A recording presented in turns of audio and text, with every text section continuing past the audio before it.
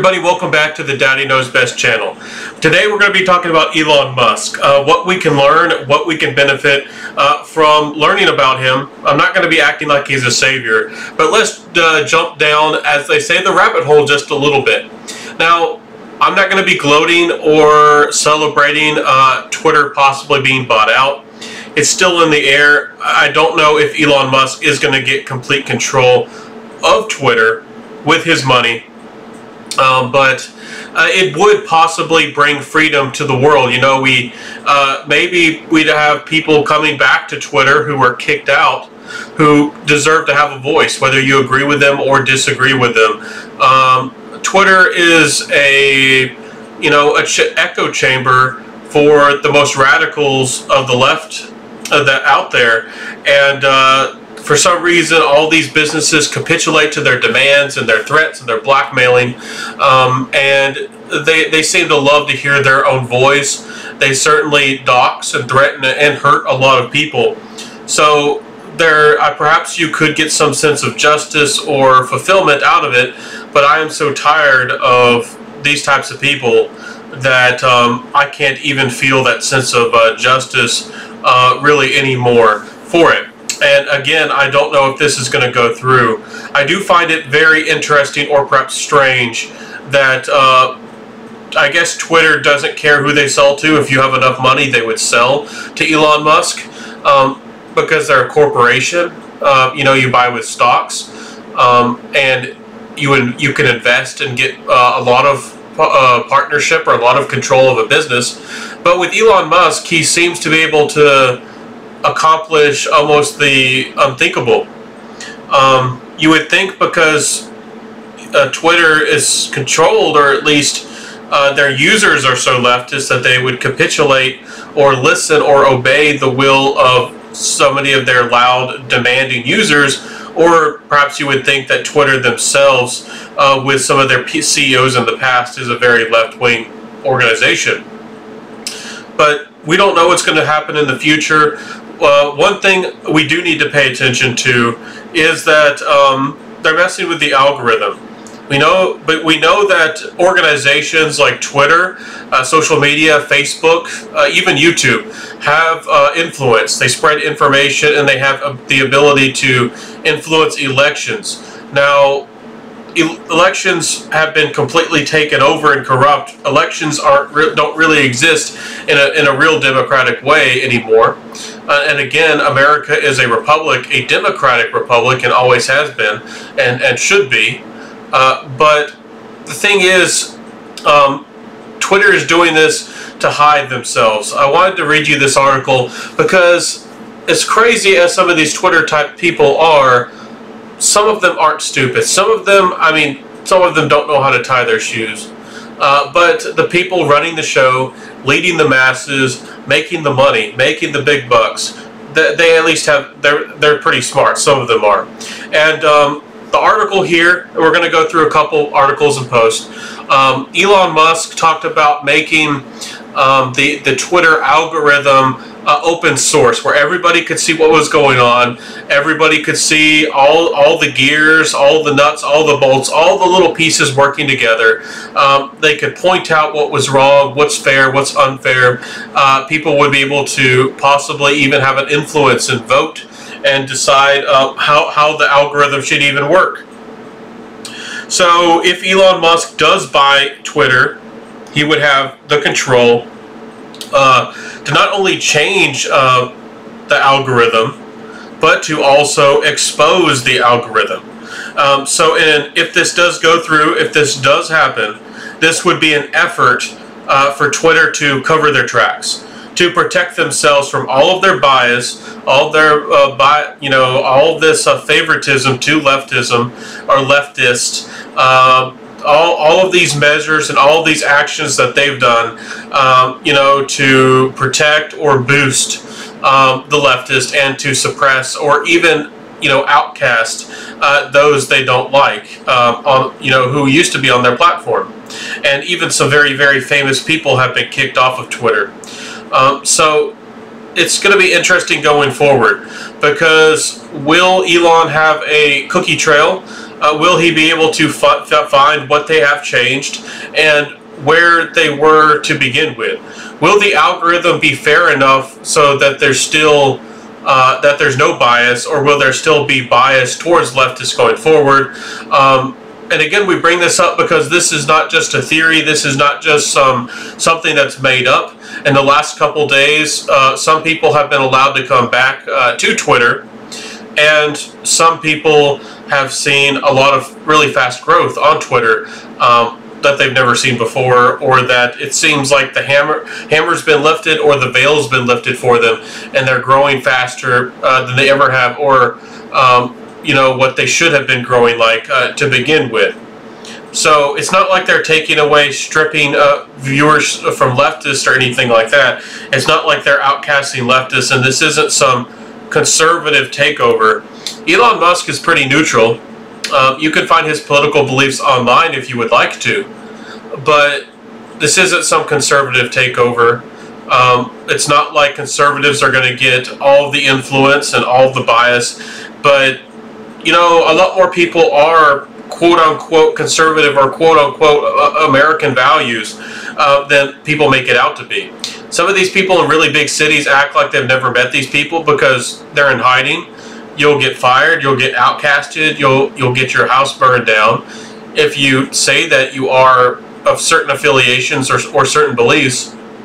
And also they live in these areas, in these really big cities where they have lots of wealth, and they can get away with all of these actions that are really unpractical, really uneconomical, and you know, really just not, they're not moral, but they act like they're moral, and they act like they're good types of policies and government you know, funding and scholarships and all that types of things. But again, with Twitter, I don't know if this is ever going to be made right. I don't know if things are ever going to be fixed. I like to be optimistic. I like to think that you know, with Disney losing recently their special tax privileges and their special government self-governing body legal you know, powers in Florida, I like to think that, you know, things are starting to become more fair. But Hollywood is still as corrupt as ever. Our news is not news. It's propaganda, and it's funded and organized through our government and heavily affiliated with the UN. We still have organizations out there like the WHO that are extremely powerful. People like Dr. Fauci still have not been held to account. And we still need to question and bring people to court on why certain people were able or given so much power and influence when they really should have had none, and they were essentially allowed to have power over nations, presidents, states, principalities, you know, all kinds of things. You know, people like Fauci were given extreme amounts of power, and these organizations were able to profit. I mean, we still haven't taken away Amazon's privileges over shipping, where they you know, took advantage of our shipping system in the United States.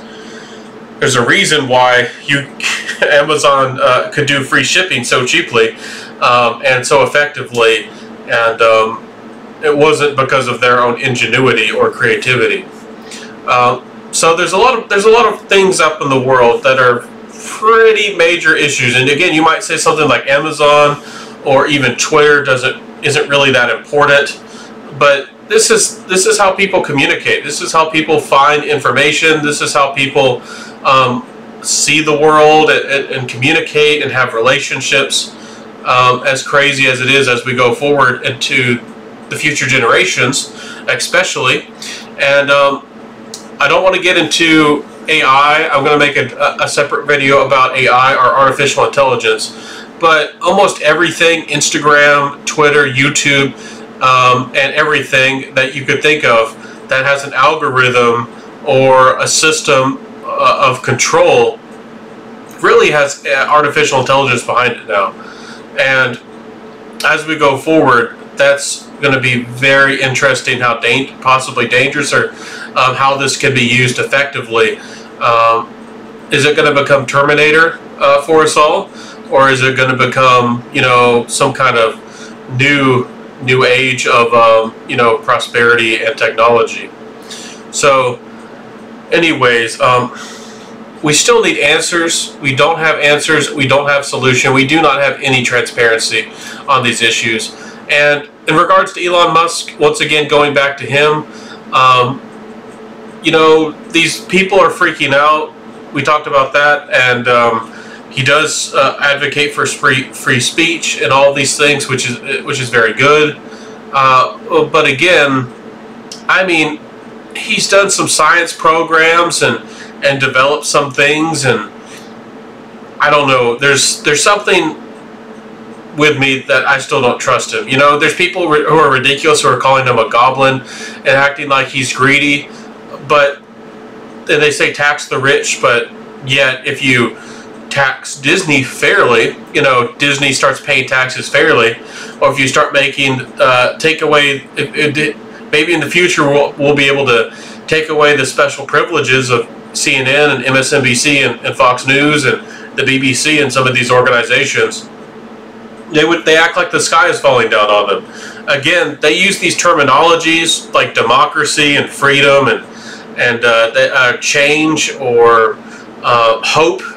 They go out and vote whenever they think it serves their purposes, but they actually don't. They actually don't believe in those things. They only push those things because you know, they think it serves them or benefits them. So I do like that he calls out both the far left and the far right. Both of them are not good, and both of them have major problems, and multiple videos and multiple things that need to be discussed regarding both of them.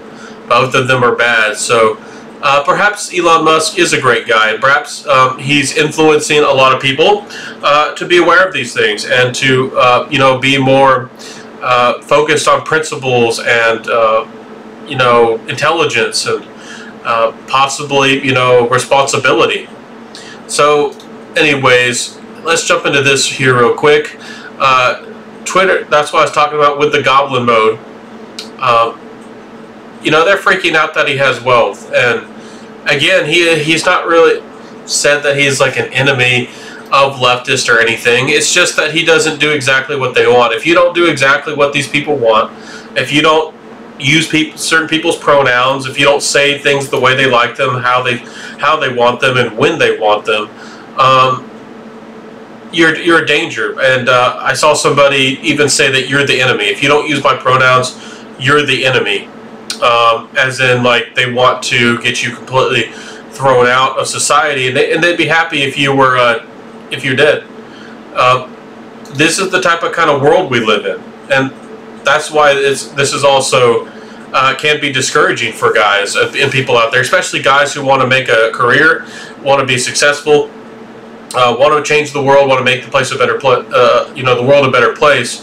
Imagine you want to get out here and create some new scientific advancement, some new technology. You want to develop something. You want to make a successful business, and you have to deal with 1,001 government regulations, and then people demand that you say things or live a certain way, and you could possibly have your businesses burnt down, and you're not supposed to say anything about it, and you're a bad person if you don't donate and give money to them or certain people. That's the kind of world we live in. But perhaps we can get over our pettiness and our selfishness. And again, capitalism and freedom are the things that are right and just and fair, where we have a free exchange and people are able to achieve.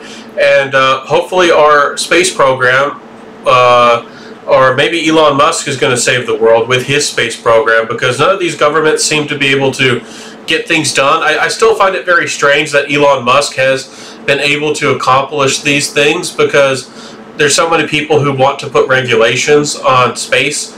You know, there's the environmentalists who say you can't go to space because of carbon emissions, or they say that you can't because, you know, of certain regulations and negotiations that would have to happen, like who has the right to claim ownership of certain lands or areas, or even owning an entire planet.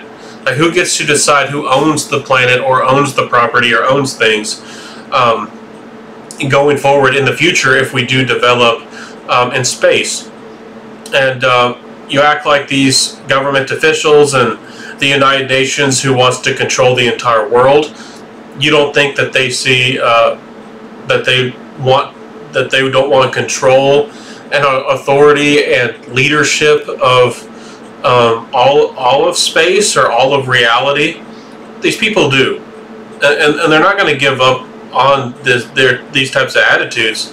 And with the coof and the current sickness, I guess you could say, that's been going around, I think that if you haven't been able to see the power grab, the rights and the freedoms that have been taken away from you and from others, and how you can live your life, and what you can say and what you can't say, if you don't think that's not only a problem, and if you don't think that was something that even happened, if you're not even willing to acknowledge that even happened, you know, how can we change things? How can we even improve the world? How can we make the world a better place? And how can we even focus on technologies and mathematics and science that would get us to the moon and back, or to the stars and far beyond even our own galaxy? Because recently, like with Florida, we talked about, like with Disney, they put critical race theory in like a math book. I mean, this is the kind of world we live in. And again, I'm not trying to make like Elon Musk as our savior. I don't want him to be seen that way. But he's like one of the only powerful people, or one of the only faces or things, or things, a thing or idea you can point to that's like, oh, this person wants to save or help us. Again, I'm not trying to make like a religion out of this guy. I'm very skeptical about it. But you know, who out there, like are the people who are billionaires or multi-billionaires, are actually like talking about these things? We have people here out like Bill Gates, who's buying billions of dollars of farmland, who's going to genetically modify all of our food to make us either unhealthy and or less able to reproduce, to reduce the population of the planet. That kind of stuff is not a theory, it's a fact. And they've spoken very openly about these types of things. So, you know, I don't know what kind of population you have to be able to, what kind of population that's needed to develop, you know, space shuttle or space rocket technology. You know, I'm sure that you don't need billions and billions of people, but how many do you need? And they're gonna, I don't know, do these people want to make us a better place? Or you know, the people who want to reduce the population, do they want us to go to the stars? Do they want us to go to the moon?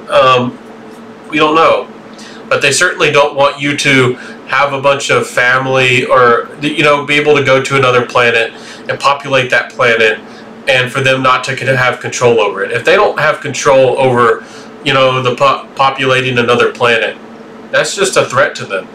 They don't want competition, or you know, all these international bankers and super powerful people that you never hear about and that you never really get to see. They don't want a whole new league, a whole new organizations that's of people on a different planet that's just as powerful or more powerful than they are. They don't want something like that to happen. And it's funny that we live in this world, and that seems something like sci-fi or something out of a superhero movie, but these are really the things that people are thinking about going forward. So anyways, I have hope in the future. I want to hope in the good of people. Elon Musk seems to be able to bypass a lot of huge, massive, even international regulations. Is he a bad person? I don't know. I thought this was funny here. Jordan Peterson, they joke and talk about that he's possibly an alien. Elon Musk joked and kind of said that he was an alien. We know people like Mark Zuckerberg with Facebook said he used to be human. Is he an android? Did he plant a chip in his head? Again, people are going to act like this is in the realm of conspiracy or a theory or something, but they've openly said this types of, with Mark Zuckerberg, he openly said that he used to be a human. So I don't want to talk about that too much. I want to talk about how this is in relation to you as men. I think you as men, again, I'm not saying don't worship Elon Musk, but do have an attitude of accomplishment that you can get past restrictions and hurdles. There's so many things that seem like, you can't develop that new business or you can't develop that new thing, but you can. You can find the people who are like-minded. You can find the programs. Even though venture capitalists and angel investors and these people want to focus and give all the money towards women, and if you're an upcoming successful entrepreneur that's a man, you're just seen as bad. Or if you're a CEO or somebody in a big position and you work there and you get there and you've earned it, they act like that you shouldn't exist and that they'd be happy for you to be replaced with a woman. There's still opportunity for you out here, and I want you to be able to succeed, and I think you can succeed. And I think civilization needs to talk about this issue of men's hope, of men's determination, of men's visions for the future. Because if we don't have dreams and goals, then not only are we probably not going to achieve great things, it gives opportunity for bad people to maybe do bad things, and in regards to that. And also with productivity and creativity, if you don't have motivation and you aren't being treated fairly, men are just being outcasted. It's very clear that in society these days that men are being given all the hard work, all the menial labor, all the construction jobs, all the jobs where we, provide the electricity and the water and the maintaining of the roads, the constructions of buildings, and all of that's fine. All of that's good, but those jobs, even though some of them can pay very well, if you're a construction manager or own a construction company, you can make a couple $100,000 and do pretty darn well for yourself. But the thing is, the women are the ones being put into all these positions through affirmative action, favoritism from government, favoritism from other women and from feminists, and even if they've earned it or not. Again, some of these women have earned it, but the thing is, they're given all these office jobs, and this isn't me over here complaining that, oh, women get air conditioning or something like that. This is me over here saying that women are being given or have an expectation to be paid much more than men, or maybe, and some of them might not even think of it as a gender thing, but if you're have some high level executive position in New York City, you think that your job is far more important than somebody who manages a construction crew who's actually building the building or the skyrise in New York City. They think that they're far more important and that they should be paid far more than somebody who actually makes things happen. Does that make sense? And there's all kinds of jobs out there. And actually, I'm not trying to say that you have to do a physical job and that's the only work. I've actually really had a hard time trying to explain and be around people in my life who don't see if I want to become a radio talk show host, if I want to develop a technology, develop a website, or do anything creative or wise, if it's something outside of the physical, besides doing physical labor, they not only don't understand it, but they also think that you're lazy, or that you're cheating, or that there's just something strange about you. And I've gone through a lot of that, and there's a lot that beyond the physical, a lot that is done and needed, and entertainment can be a very valuable thing. But again, as men go forward, the things that destroyed Rome and have destroyed most civilizations was the men weren't treated fairly. They didn't see opportunity for their future. Like with Rome, women who could sell themselves, like OnlyFans girls, started getting higher status, started becoming paid far more than the average man. Like now, once in the future, if we start getting these OnlyFans girls who get enough money, who start running for public office, just like some ditzy bar girl like Cortez, who gets put into positions of power, and is seen as a more valuable person than a hardworking person who actually builds and makes the world happen. That's what demotivates men, and then men are seen as lesser people. And again, people have acted like they're not trying to make men slaves. There's a reason why some people feel that way, and that looks like we're headed in that direction. Because men are being pushed to do basic jobs, and they're intentionally trying to pay men less for these jobs that are their jobs are more essential, and you could argue more important than some web designer who runs an OnlyFans account, or somebody who develops some blog where they share their feminist feelings. So and things like this are government organizations where they're doing quote-unquote humanitarian work, who are giving out tax dollars to certain people. They're certainly not the men, certainly not the people who are making society actually function, actually work. So I think that there does need to be a reckoning, in the sense that of what things, of what value things are. People are going to need to start refusing to pay so much money for things that are not essential. And if you want somebody to actually repair your plumbing for something that's essential, you might need to actually start paying a lot more money. In the future, when those skills are rare or limited, or people are just unwilling.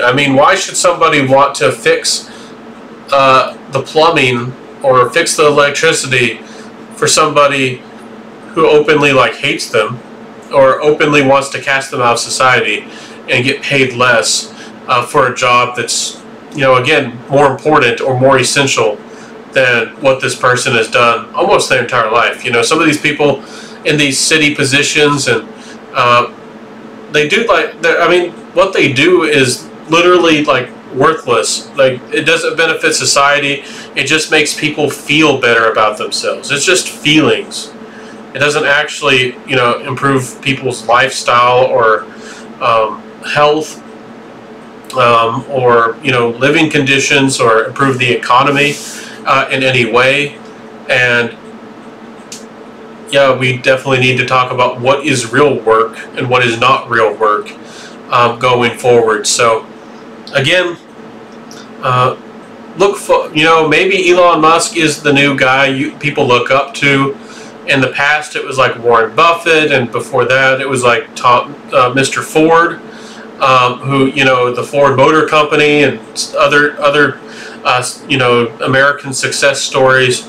Elon Musk might be the hero of the hour, the hero of the day to look up towards. It's just, we'll have to see what Elon does and if he's able to save Twitter. But again, a lot of society is crumbling because with Facebook, Instagram, Twitter, all these super powerful organizations, especially Google, they are against men. They're against real economies. They're against you having a family, having a bunch of kids, and you as a man really making it in this world. But you can accomplish great things. Start reading biographies of people who inspire you. Start getting educated from good sources. Don't focus less and less. Detach yourself from the news and the media and these types of things. Maybe we can get Twitter back on track. I'm not sure, but if we don't fix these things, men are starting to detach themselves, just like with the Johnny Depp, and I'm going to make another video for you guys, ladies and gents, about the Johnny Depp story. It took somebody like Johnny Depp for people to start paying attention and caring and wanting to, actually support him. It took him having his finger broken, his house desecrated, his image insulted. He was assaulted physically, punching, and with a cigarette lighter, or with a cigarette being pushed in his face. And he was outcasted of society because of a rumor from essentially a tabloid, and that was even after that she had promised. And that they had made an agreement that they would not speak about each other, and she broke that. So, I don't know. Again, women are treated badly too in many ways, but it's pretty clear on what side people are being treated very poorly on. One side is being made to be the servants or the slaves, and the other side is chanting on the streets to kill all men. So I'll leave it here, my friends. I hope that you'll share this with your friends and your family, especially your male friends. I'd love to be able to help and chat with you and hear about your experiences and your stories, and I'd love to understand you and your experience, even if you're international and you're not English or you're not from the United States. I'd love to hear from you. So I'll see you soon. Have a beautiful day. Live well. Live a good life. Live the best life that you can. And let's work together to make the world a better place. And I'll see you soon, my friends. And bye.